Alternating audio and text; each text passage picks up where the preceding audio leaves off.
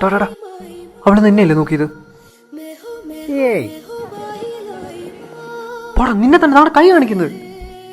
എൻ്റെ അളിയോ, ഒന്നുകൂടെ അവള് വട്ടം തിരിഞ്ഞ് വന്നാൽ ഉറപ്പാ നിന്നെ നോട്ട് വിട്ട് വെച്ചിട്ടുണ്ട്. പോയി സംസാരിച്ചോളാം. അവള് കൈ കാണിക്കുന്നത്. കൈ കാണിക്കടാ, കൈ കാണിക്കടാ.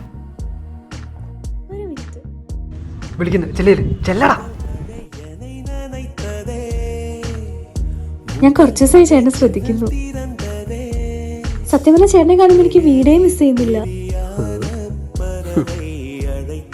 കാരണം ചേട്ടനെ കാണാൻ എൻ്റെ മാമനെ പോലെയാ.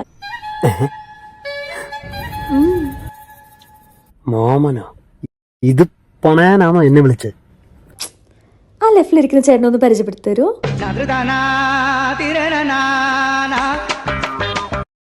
എന്തിനാ?